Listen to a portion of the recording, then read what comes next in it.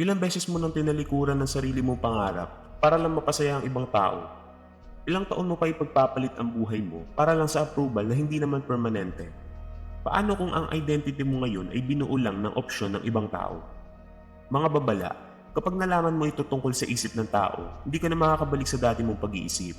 Ang content na ito ay para sa self-awareness at protection laban sa manipulator at toxic behavior, hindi para manakit o manloko ng ibang tao. Gamitin ito ng may responsibilidad at tamang intensyon.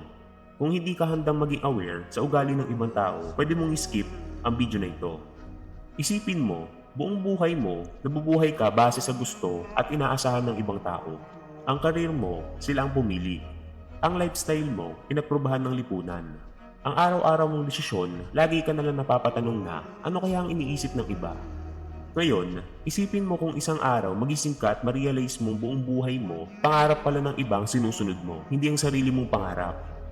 At ang mga impormasyon na ibabahagi natin dito ay nanggaling sa ating iniidolong si Niccolo Machiavelli na 5 siglo na nakalipas ang kanyang mga aklat at inaaral ay tungkol sa mga manipulation, dark psychology at human behavior na hanggang ngayon sobrang daming nakakagamit. At ang sabi niya noon na pinakasumikat at isasalin natin sa Tagalog, ang pinakamalaking pagkakamali na magagawa mo ay ang mamuhay para sa approval ng ibang tao. At hindi niya ibig sabihin na maging selfish ka o masama. Mas malalim doon ang punto niya. Ang ibig sabihin, mabuhay ka para sa sarili mo, hindi para sa ibang tao. Bago mo isipin na tungkol ito sa pagiging makasarili o mayabang, pakinggan mo muna. Ang aral ni Machiavelli ay hindi tungkol sa pagwawalang bahala sa mga tao. Tungkol ito sa isang brutal na katotohanan. Kapag nabubuhay ka para mapasaya ang lahat, sa huli, wala ka rin tunay na mapapasaya kahit sarili mo. Sa video na ito, aalamin natin ano talaga ang ibig sabihin ni Machiavelli, bakit mas relevant ito ngayon kaysa dati, at higit sa lahat, paano mo ito magagamit para baguhin ang buhay mo nang hindi ka man lang nagiging kontrabida sa sarili mong kwento. Number 1. Tumigil ka sa paghingi ng validation sa karamihan. Ang approval ng karamihan ay parang kulungan na hindi mo nakikita. Kapag lagi mong hinihintay ang validation ng iba, binibigay mo sa kanila ang remote ng kontrol ng buhay mo. Sila ang nagdidesisyon kung kailan ka magiging masaya, kung kailan ka sapat, kung kailan ka magiging worthy. Ito ang masakit na katotohanan. Ang opsyon ng tao ay parang panahon, palaging nagbabago. Ngayon, maaaring tinupuri ka, maaaring bukas ay hindi na. Yung taong suportado ka ngayon, maaaring questionin ka bukas. Kung itatayo mo ang buhay mo sa pabago-bagong opsyon, buong buhay ka magiging balisa. Palaging ina-adjust ang sarili mo para lang sumabay sa expectation nila. Napansin ni Machiavelli, ang pinakamakapangyarihan tao sa kasaysayan hindi kailanman naghihintay ng pahintulot o validation ng ibang tao. Hindi sila nagsasurvey bago gumawa ng desisyon. Naintindihan nila na ang paghahabol ng validation ay parang paghahabol sa sarili mong anino. Habang mas sinahabol mo, mas lalong lumalayo. Tignan mo ang buhay mo ngayon. Ilang desisyon na ba ang hindi mo ginawa dahil takot ka masabihan ng iba o mahusgahan ng iba? Ilang pangarap na ba ang inilibing mo dahil baka husgahan ka? Malamang marami na. Yung relasyon na hindi mo sinubukan kasi natatakot ka. Yung negosyo na hindi mo sinimulan kasi nagdududa ka. Yung lugar na gusto mong lipatan pero hindi mo itinuloy. Lahat iyon, isinakripisyo mo para lang sa opsyon ng ibang tao.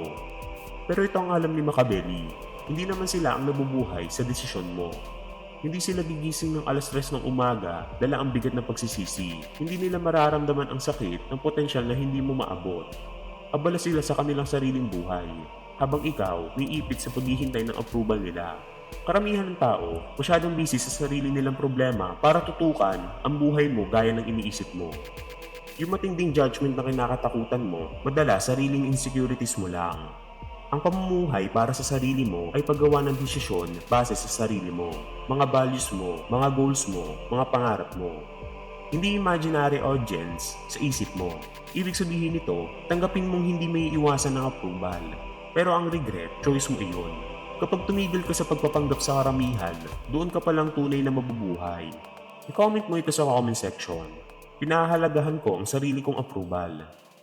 Number 2, masterin mo ang strategic selfishness.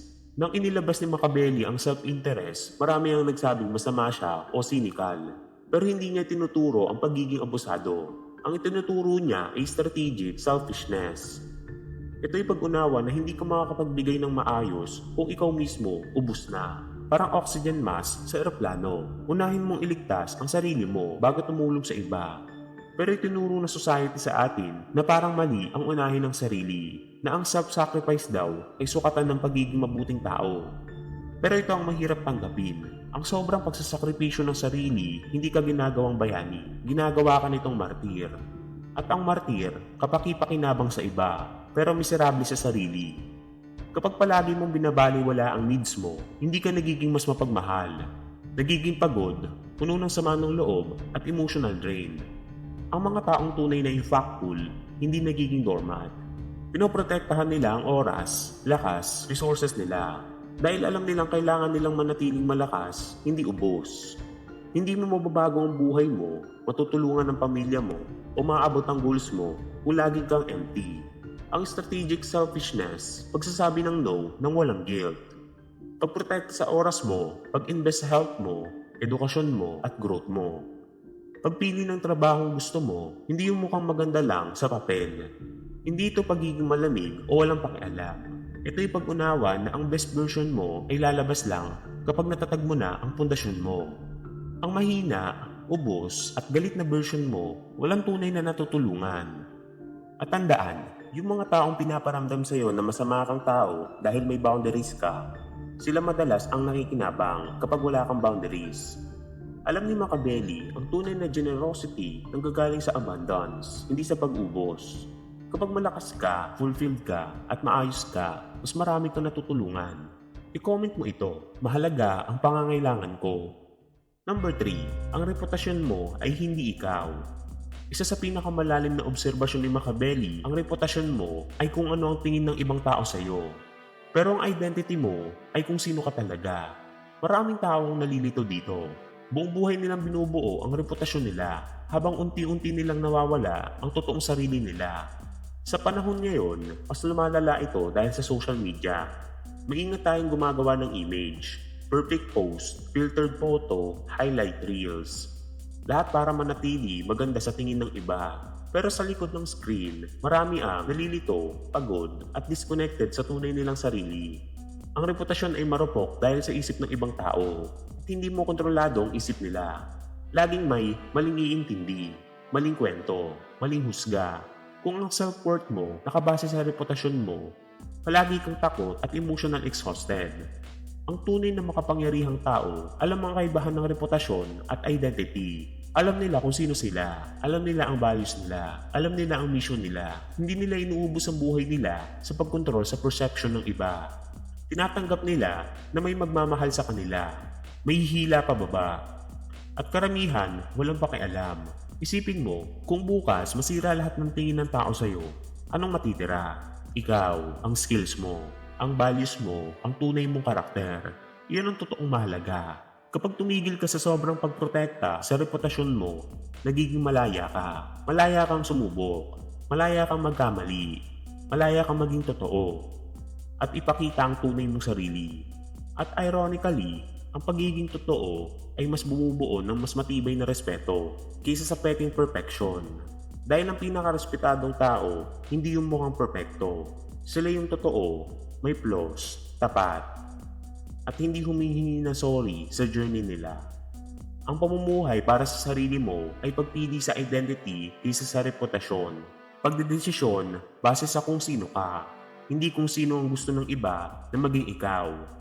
I-comment mo ito, kilala ko kung sino ako. Number 4, piliin mo ang calculated risk kaysa sa komportableng pagiging ordinaryo. May sikat na sinabi si Machiavelli, mas mabuting katakutan kaysa mahalin kung hindi mo kayang maging pareho. Pero ang mas malalim na kahulugan nito ay hindi tungkol sa takot, tungkol ito sa tapang na maging bold, imbis na laging safe. Naintindihan niya na ang sobrang pag-iinggit ay ang pinakamapanganib na strategy. Bakit? Dahil garantisado nito ang buhay na pangkaraniwan lang. Karamihan sa tao, pinipili ang comfort kaysa growth, safety kaysa potential, approval kaysa tunay na achievement. Pinipili nila ang secure na trabaho imbis na simulan ng negosyo. Nananatili sila sa relasyong malamig imbis na harapin ang posibilidad na mag-isa. Tahimik sila imbis na pinaglalaban ang paniniwala nila. Pero hindi yun ang tunay na pamumuhay. Ito ang sinabi ng society. Ang safe path, hindi rin talaga safe. Yung corporate job mo, pwedeng mawala sa isang restructuring. Yung relasyong komportable pero hindi ka totoo, unti-unti kang pinapatay emotionally. Yung pananahimik mo para walang ma-offend, unti-unti namang binubura ang boses mo. Napansin ni Machiavelli, ang mga taong handang sumugal ng matalino, kayang tiisin ng short-term discomfort para sa long-term gain, silang tunay na nag-iiwan ng marka. Samantala ang sobrang safe, madalas nakakalimutan. Ang calculated risk ay hindi pagiging padalos-dalos. Ibig sabihin nito, sinusuri mo ang opportunities. Naintindihan mong kailangan ng discomfort para lumago. At tinatanggap mong hindi ka magiging kailanman 100% ready. Ibig sabihin, magsimula ka kahit hindi ka pa handa. Magsalita ka kahit may doubt. Kumilos ka kahit hindi pa klaro ang daan. Tanungin mo ang sarili mo, yung buhay na gusto mo talaga, maaabot mo ba iyon kung lagi kang safe? Kung laging comfort ang pinipili mo? Kung hinihintay mo palagi ang approval? Hindi. Lahat ng malaking achievements may kaakibat na risk. Reputasyon mo, maaaring comfort, security mo, ang dating pagkatao mo. Ang tunay na tanong, aling risk ang tugma sa totoong pangarap ko? Kaya i-comment mo ito, pipiliin ko ang growth ko. Number 5. Tumigil ka sa pagpapaliwanag ng sarili mo sa lahat. Isa sa pinaka-underrated na aral ni Machiavelli ay ang kapangyarihan ng katahimikan. Alam niya ang sobrang pagpapaliwanag at pagja-justify ng bawat desisyon mo ay hindi lakas. Kadalasan, sinyalis ito ng kahinaan. Kapag tunay kang nabubuhay para sa sarili mo, hindi mo mararamdaman na kailangan mong ipaunawa sa lahat ang bawat galaw mo. Pamilyar ba ito? May ginawa kang desisyon, may kumwestiyon, at bigla napunta ka sa walang katapusang paliwanag. Pinapagtanggol mo ang sarili mo, bibigay ka ng dahilan, sinusubukan mong kumbinsihin sila. Pero ito ang totoo, binibigyan mo sila ng kapangyarihan sa buhay mo. Ginagawa mong requirement ang approval nila para maging payapa ka. Napansin ni Machiavelli, ang mga makapangyarihang tao hindi laging nagpapaliwanag. Gumagawa sila ng desisyon, inaaksyonan nila at hinahayaan ng resulta ang magsalita. At ang mga walang respeto, hindi rin makukumbinsi kahit gaano ka pa kahusay magpaliwanag. Hindi ibig sabihin nito na maging malamig o dismissive. Ibig sabihin lang, alamin mo kung sino ka dapat sa explanation mo. Kapag lahat pinapaliwanagan mo, parang humihingi ka ng permiso para mabuhay. Ilang oras na ba ang nasayang mo sa kakapaliwanag? Sa pamilya, sa kaibigan, sa kakilala, sa mga taong akala mo kailangan mong kumbinsihin. Pero itong katotohanan, hindi nila kailangan maintindihan. Ang buhay mo ay hindi botohan. Hindi obligado ang lahat na sang-ayunan ka. Sa tamang tao, susuportahan ka kahit hindi mo pa ipagtanggol ang sarili mo. Ang maling tao, kukwestiyonin ka kahit gaano ka pa kaayos magpaliwanag. Kapag tumigil ka sa sobrang explanation, binabawi mo ang power mo. Ipakita mo, desisyon ko ito, pinapanindigan ko ito, hindi ko kailangan ng approval mo. Hindi ito arrogance, self-respect ito. Kaya i-comment mo sa comment section, paninindigan ko ang mga desisyon ko. Number 6. Piliin mo ang loyalty sa version mo kaysa sa expectation ng ibang tao. Ayon kay Machiavelli, minsan ang pagiging tapat sa purpose mo ay nangangahulugan ng pagdi-disappoint sa ibang tao. Masakit pakinggan pero ang alternative, pinagkanulo mo ang sarili mong pangarap para lang mapasaya sila. Bawat tao sa buhay mo may expectation sa'yo. Magulang mo, kaibigan mo, partner mo. Kasama na rin ng boss mo at ang lipunan. At sa dami ng pressure, unti-unti ka nasasakal sa sarili mong vision. Ang masakit na katotohanan, ang growth, madalas nangangailangan na sirain mo ang limitadong tingin nila sa'yo. Kapag nagbago ka, may nasasaktan ka. Kapag pinili mo ang pangarap mo, may magsasabing nag-iba ka. At tama sila, nagbago ka nga.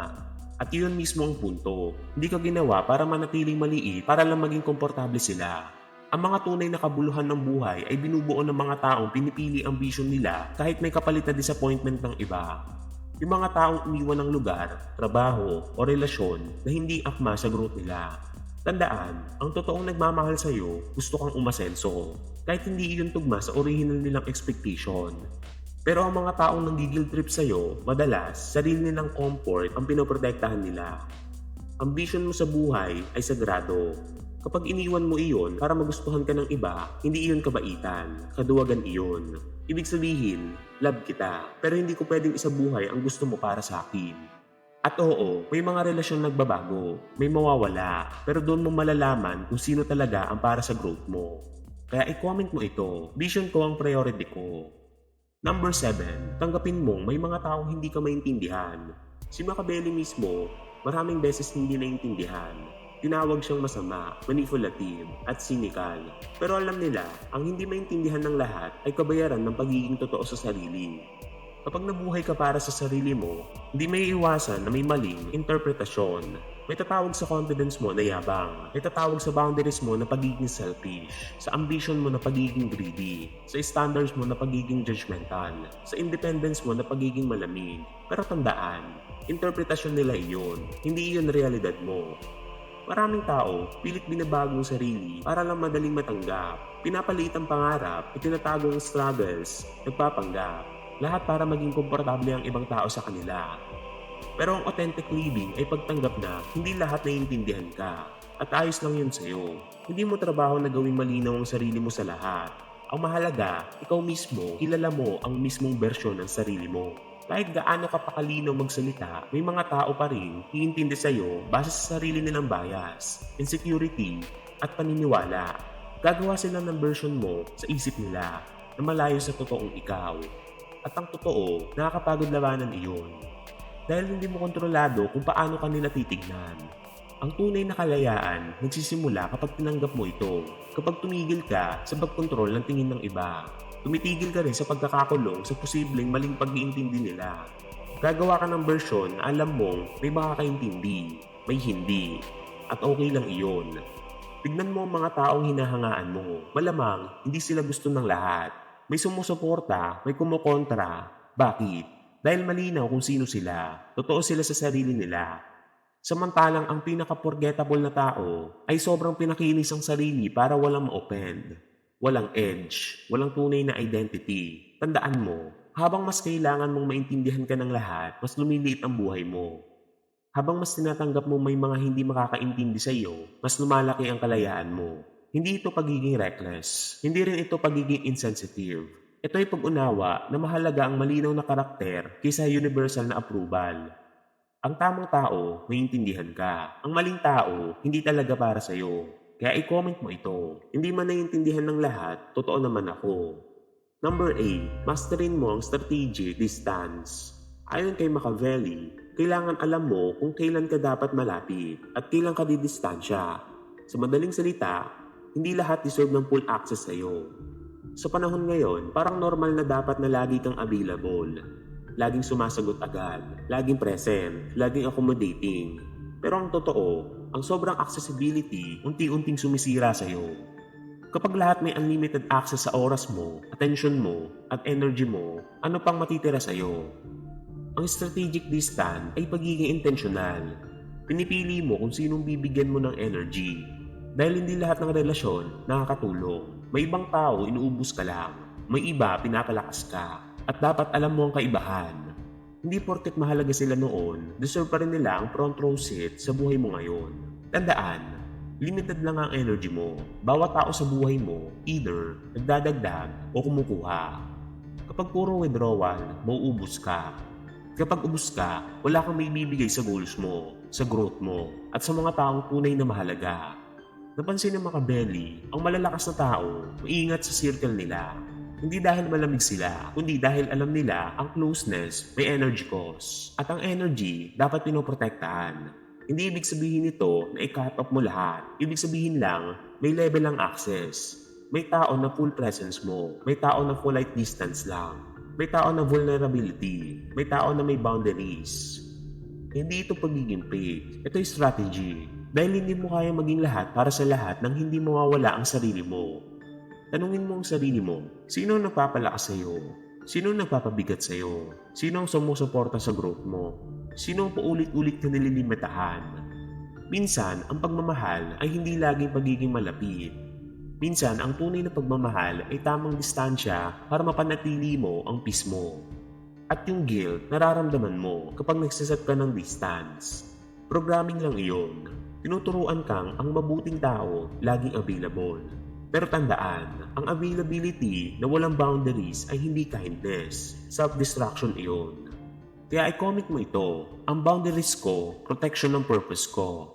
Number 9, ang oras mo ay buhay mo. Gamitin mo ito sa paraang mahalaga. Ang ultimate power ay control sa sarili mong oras. Kapag nabubuhay ka para sa iba, unti-unti mong ibinibigay ang buhay mo para sa kanila. Sa bawat oras na ginugugol mo sa gusto ng iba, imbes na sa mahalaga sa'yo, oras iyon na hindi mo maibabalik. Tignan mo ang average week mo. Gaano karaming oras ang totoong para sa'yo? Ilang oras na napupunta sa obligations na ayaw mo naman talaga? Mga meeting na walang saysay, mga lakad na pinupuntahan mo lang dahil ayaw mo ma-disappoint. Sa madaling salita, pinagpapalit mo ang buhay mo para sa comfort ng iba. Ito ang brutal na katotohanan. Ang oras ay direktang kapalit ng buhay. Kapag kinukuha ng iba ang oras mo nang wala sa tunay mong gusto, kinukuha rin nila ang parte ng buhay mo. Kaya ang pamumuhay para sa sarili ay pagtrato sa oras bilang sagrado. Tanungin mo palagi, align ba ito sa goals ko? O ginagawa ko lang ito para walang magali. Hindi time management lang ito, life management ito. Kapag oo ka ng oo sa mga hindi mahalaga, nagsisinungaling ka sa sarili mo. Kapag hinahayaan mo ang iba magdikta sa schedule mo, sinasabi mong mas mahalaga ang priorities nila kaysa sa'yo. Ang mga fulfilled na tao, protektado ang oras nila. Marunong silang tumanggi, mag-cancel, mag-prioritize, hindi dahil selfish sila, kundi dahil alam nila ang oras ang pangunahing material ng achievement at tunay na saya.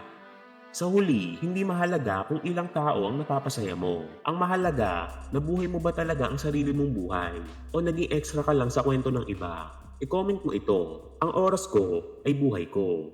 Number 10. Ikaw ang magtakda ng sarili mong definisyon ng success. Walang saysay ang success kung base lang ito sa standards ng ibang tao. Maaari mong akyatin ang tamang hagdan, pero kung sa maling pader naman ito nakasandal, wala pa rin. Ibig sabihin, pwede kang maging successful sa paningin ng mundo. Pero miserable ka naman. May tempo lang society, magandang career, malaking kita, bahay, luxury car, mataas na posisyon, at iyon daw ang sukatan ng tagumpay. Pero paano kung hindi iyon ang gusto mo? Paano kung ang success para sa iyo ay simpleng buhay lang, tahimik lang na lugar, trabaho gusto mo, oras para magbasa, mag-travel, peace, meaningful relationship, hindi status, hindi title, hindi validation. Ang problema, kapag iba ang definition mo, madalas, husgahan ka, tatawagin kang tamad, walang ambisyon, irresponsable. Kaya minsan, itinatago mo ang totoong mong gusto at hinahabol mo ang bersyon ng success ng iba. At doon nagsisimula ang emptiness. Napansin ni Machiavelli, maraming mukhang successful pero miserable. Nanalo sila sa larong hindi naman nila gustong laruin. Nakakuha sila ng approval mula sa mga opsyon na hindi naman talaga mahalaga. Kaya ito ang assignment mo. Isulat mo kung ano ba talaga ang success para sa iyo. Hindi para sa magulang mo, hindi para sa society, hindi para sa followers mo, para sa iyo lang. Anong tunay na nagpapasaya sa iyo? Pagkatapos, ikumpara mo sa buhay mo ngayon. Ang pagitan ng gusto mo talaga at ng kahulugan mo ng buhay, iyan ang halaga ng pamumuhay para sa expectation ng iba. Para maisara ang pagitan ng buhay na gusto mo at ng buhay na meron ka ngayon, kailangan ng tapang. Tapang na may posibleng disappointment. Tapang na hindi ka maintindihan ng iba. Tapang na mamuhay ng ibang nakasanayan sa karamihan. Pero yun lang ang tanging paraan para sa dulo ng buhay mo. Kaya i-comment mo ito. Ang magde-define ng success ko ay hindi sila, kundi ako. Hindi ka tinuruan ni Machiavelli na maging malupit o maging selfish o walang pakiramdam. Mas mahalagang aral na binigay niya, hindi ka magkakaroon ng makahulugang buhay kung palagi kang umaarte para sa audience. Ang approval ng ibang tao ay hindi magandang direction para sa buhay mo. At ang tunay na self-respect ay nangangailangan ng tapang na unahin ang vision mo, values mo, at ang oras mo. Hindi madali ang mamuhay para sa sarili mo. May kapalit ito. May mga relasyon na maaaring mawala. May mga taong pupuna. May mga pagkakataon na kailangan mong tiisin ng discomfort. Habang dinidismaya mo, ang mga taong sanay na ikaw ay para sa kanila. Pero tandaan, mas masahol ng alternative. Ang makarating sa dulo ng buhay mo at ma-realize mong hindi mo pala ito tunay na buhay, ginagampanan mo lang ang role na isinulat ng iba para sa iyo. Pwede mong isara ito at ma-inspire sandali, tapos bumalik ka ulit sa dating cycle ng people pleasing, validation at takot. O maaari mong piliin na ito ang turning point mo. Ang araw na maglalagay ka ng linya. Ang sandali na sasabihin mo, ang buhay ko, akin ito. Hindi sa karamihan, hindi sa iba. Magsimula ka sa maliit. Pumili ka ng isang area sa buhay mo kung saan nabubuhay ka para sa approval ng iba. Maaaring sa karir mo, relasyon mo, daily schedule mo, o pananahimik mo sa mga bagay na mahalaga. Ngayong linggo, gumawa ka ng isang desisyon hindi sa opsyon nila, hindi sa expectation nila, sa'yo lang. At obserbahan mo kung ano ang magbabago. Kung tumama ito sa'yo, i-share mo ito para sa mga taong nangangailangan ng video na ito. At i-comment mo sa comment section, hindi ako magpapatalo sa iba. Tandaan mo, isa lang ang buhay mo. Hindi ito rehearsal, hindi ito practice, hindi ito trial run. Ito na yon, ang totoong buhay mo. Ang tanong, gagawin mo ba ito o skip mo na lang? Nasa sayo na ang desisyon. Maraming salamat sa inyong panonood.